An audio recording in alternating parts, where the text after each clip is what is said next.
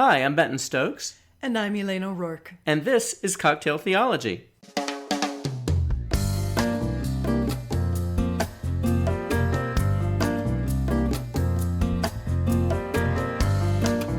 Hi. Hi. How are you? I'm okay, except apparently you're trying to make yourself a solo act.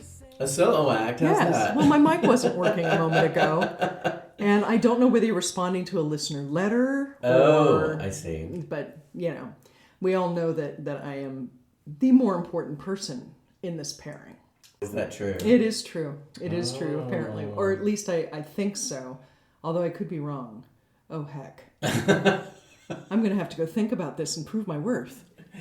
Yeah, maybe so. Yeah. So that's our topic today. Spiritual competitiveness is what we're talking about today. Mm-hmm. And I don't know if any of our listeners have ever felt competitive. But let's talk about what we're drinking first. So important. So we are drinking another cocktail from our CT cocktail book, which we're very proud of. There's some really great recipes in there. But one of the ones that we enjoy, that we haven't had in quite a long time, is the one we're having today, and it's called The Editor. Mm-hmm. The Editor features Absolute Citron vodka. It has Tanqueray Rangpur gin. It has a touch of lemon juice. It has a tangerine syrup that you made. It's true. It also has Luxardo liqueur in it and just a dash of smoked grapefruit bitters. It's quite nice. It's very nice. And it's very fall looking. It's got that orange. It's got all that orange. Yeah, it is. It's kind of bright and it's like a tail end of summer kind of drink. Mm-hmm. You know what would be fun? We could take some of that black salt from Hawaii. Ooh, yeah. Okay. And use sugar and black salt together. And then use a rim on that. I love that. Wouldn't that be great? It'd be kind of black and orange. Ooh. Spooky. And nothing pumpkin about it. And not a darn thing pumpkin about it. Yeah, I love pumpkin, but boy, I can get tired of pumpkin this time of year. Yeah. Okay. So, yes, today we are talking about spiritual competitiveness. And Elane, when you came up with this idea a couple of months ago when we were brainstorming, I was taken back to freshman year, Trevecca Nazarene College. I went in as a theology major. That's not what they called it, but basically it was their pre-seminary track. So if you had intentions of becoming a pastor in the Nazarene church, that was the way you started out. And so I enrolled in a couple of freshman level classes in that religion department, and I quickly discovered that I just didn't fit there at all. Why was that? Well, there was quite a lot of pomposity, we'll say. I'm not even sure that's a word. Pomposity among the religion majors, even the incoming ones like me. Okay. There was a pervasive sort of competitive, who's holier, who's more like Jesus, who knows more about the Bible, who's most well-versed in Nazarene doctrine, et cetera, et cetera, et cetera. Okay. And I don't fit into those situations very well. That's just not my scene. And so I quickly discovered that that's just not where I wanted to, not where I wanted to invest my college career. Mm-hmm. Mm-hmm. Up until then, I can't remember a time where I ever felt like anybody was trying to outdo anybody else on how spiritual or holy they were, at least not among my friend group. Mm-hmm. But I think after that, I became more aware of how people can be sometimes. Okay. Did you, I know that you had an important baptism moment, and you did that as part of a larger group event. Mm-hmm. Did you feel at all pressured to be one of the baptized people in that group event?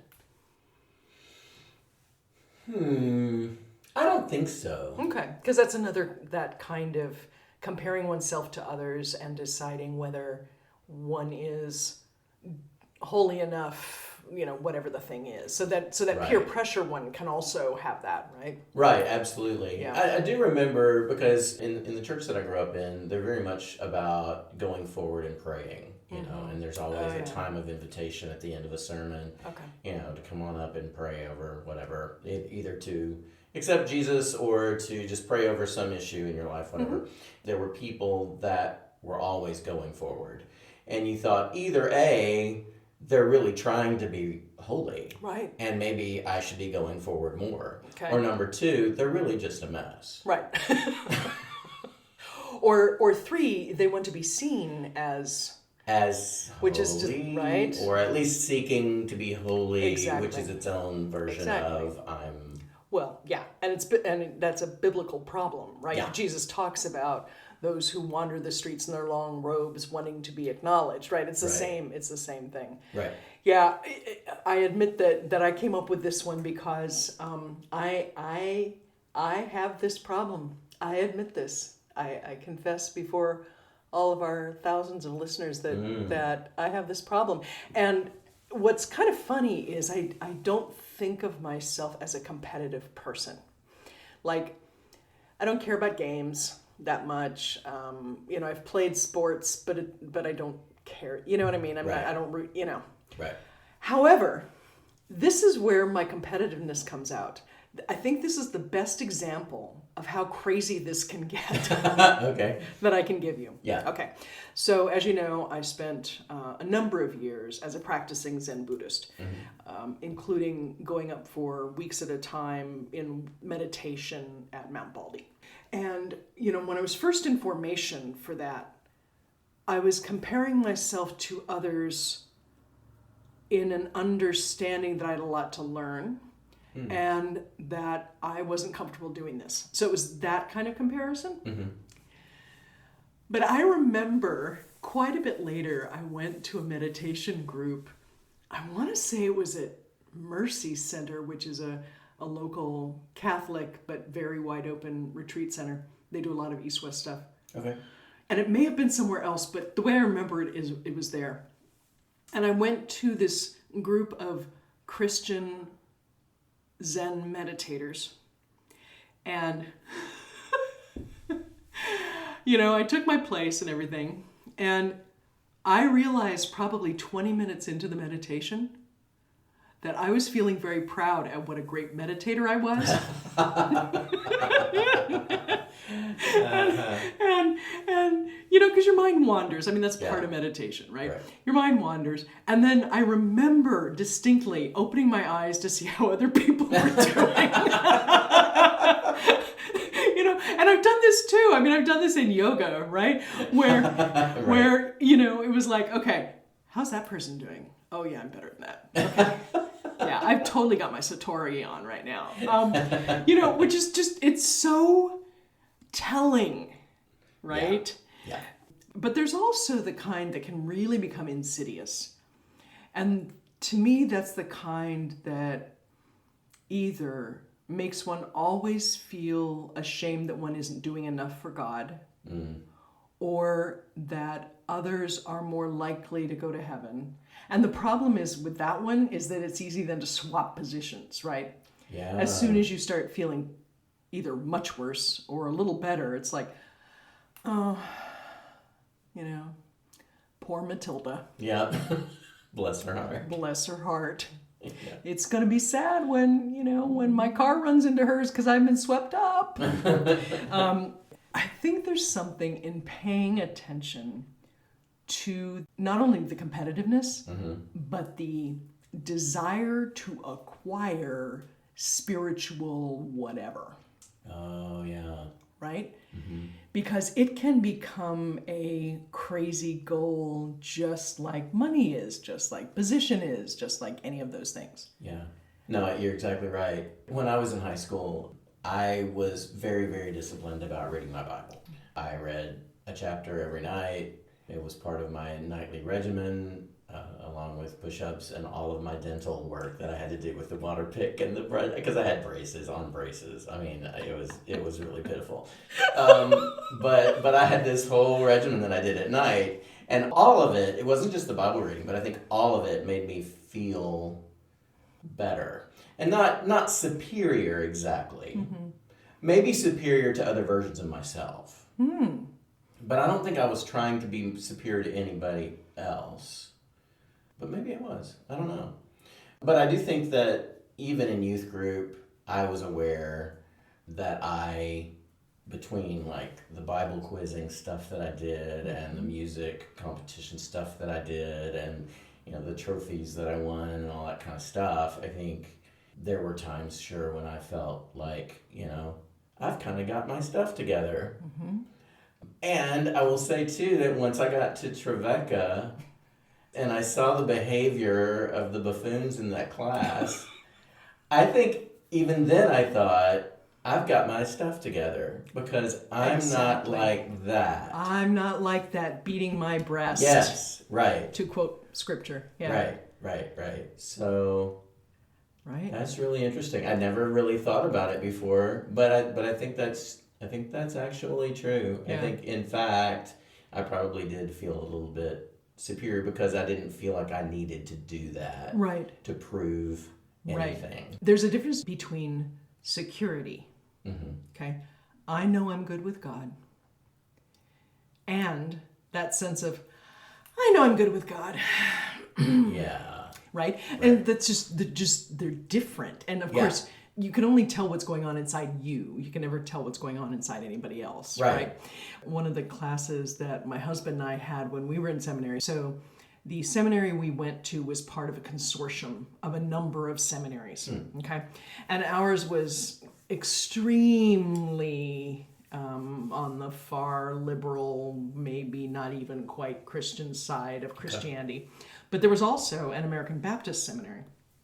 They were kind of the West Coast American Baptists, right? Like social justice, that kind of thing, rather than, everyone up the hill is going to hell. Right. But I used to take a lot of my classes there because they did more actual Bible work and more prayer work. Like they just had a different feeling. And I knew how to be a liberal theologian. I didn't know how to do that stuff, right? Right, yeah. Anyway, so one of the things that was really dramatically different between the two schools is that at the Baptist school, the group would pray at the beginning of each class, no matter what class you were in. And it wasn't long, but it was a prayer.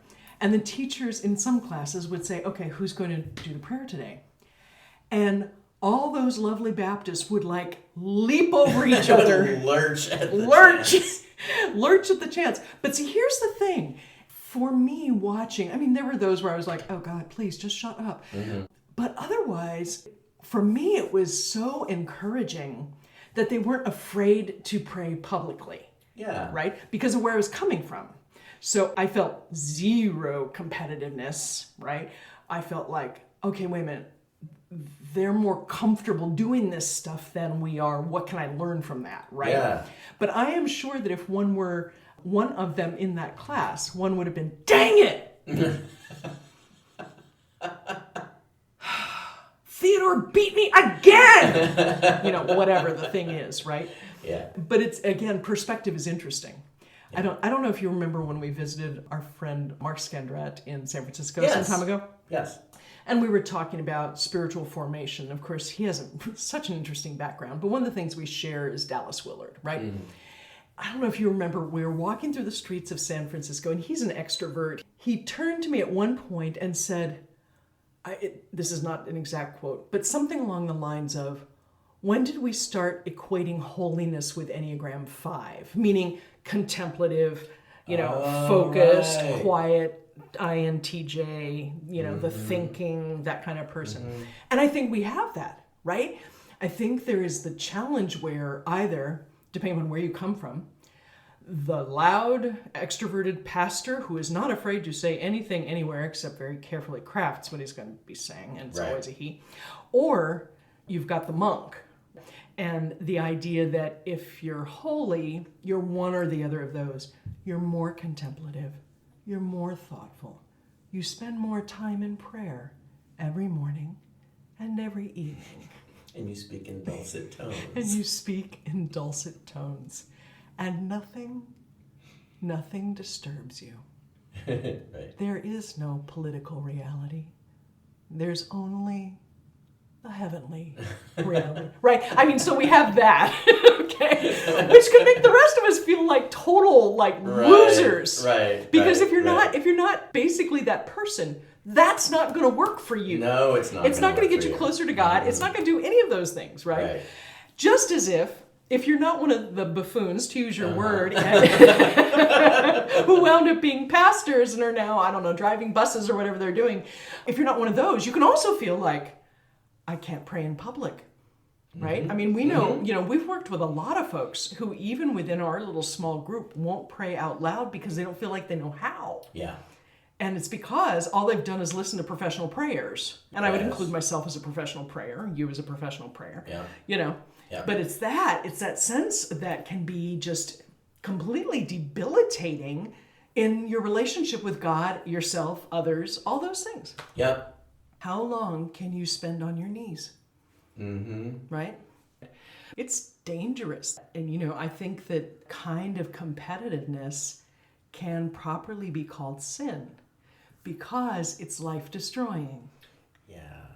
Right? Right. It destroys your own sense of self. It alienates you from other people who could either teach you something or learn from you. And I think it alienates us from God because we're not humble enough to be able to hear when God's saying something else because we think we've got it. Right. Or we're beating ourselves up. I mean, whatever the thing is. I mean, the ego aspect of that is just, it's challenging. Yeah, it is challenging. And I think it is kind of self-perpetuating. It's like if you project the idea that you know everything that you need to know to be holy or to be righteous or to be close to God or whatever, then you do lose that humility, that openness, that listening ear for what the Spirit may want to be telling you or teaching you that you don't actually already know. That's right. Well, and on the other end of this, I mean, we talk about this all the time, that on the other end of that, you can feel as though you're so horrible, you're so bad at it, that you don't listen either. That you don't listen and you don't try. Yeah. I mean, that's the challenge of the ego getting involved in things that it shouldn't be involved in. Right. And I was meditating better than anybody in that room. I'm just going to tell you right now. I have no doubt. I mean, how could you? How could you doubt that? How could anyone doubt that? Because, there's no proof. No doubt. And there are no pictures. What do you guys think? Have you ever felt yourself getting a little bit competitive, either with somebody in your church or maybe it's just a bar that you don't feel you've reached and you desperately want to because you see it in other people or you see it. It's a really difficult place to be, and the fact is we should all recognize that we are all on our own spiritual journeys, and comparing yours to someone else's is never useful. I will say that you are a far better prayer than I am, and I do envy it sometimes and feel inferior at sometimes, and then most of the time I'm like, isn't it wonderful that you have that? And what can I take from that? What can I learn from your ease in that? Right? There's this little narrow window of, God, that's cool. What can I learn? Between the, oh my God, he's so good. Oh my God, I suck so much. And so if you can get that little narrow bit, that's sweet spot. That's the sweet spot right there in the middle. I don't envy your musical ability, right? Because that's way out of my possibility. But I'm like, I should pray like that. Anyway. You're funny. Yeah, we all have it. We all have it. We would love to hear from y'all. Email us, Elane, E-L-A-N-E, and Benton, B-E-N-T-O-N, at schoolforseekers.com. If you're not on our mailing list, you can either send us an email and say, put me on the mailing list. You can go to our website. But that's how you learn about the things that we're doing, coursework, spiritual direction, books, this podcast, and other things. So we would love to hear from you.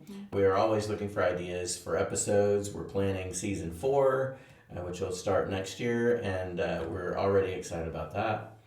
And part of what's going to happen in season 4 is I'm going to be interviewing people I find interesting. The first one is a food critic, writer, former chef. So I'm looking for folks who have a spiritual bent but may not know it. I like that, yeah. Or may know it. Yeah, so we're going to do a few long-form episodes like that we're super excited about. But we want ideas for cocktails and topics and all that stuff, so please reach out. We can always take your questions and your opinions. We always love hearing from you. Yes, we do. And right now, I'm going to love drinking the rest of this cocktail because it's super yummy. It is super yummy, and it's about time. I mean, we've actually reached cocktail hour. We have, indeed. Okay, bye.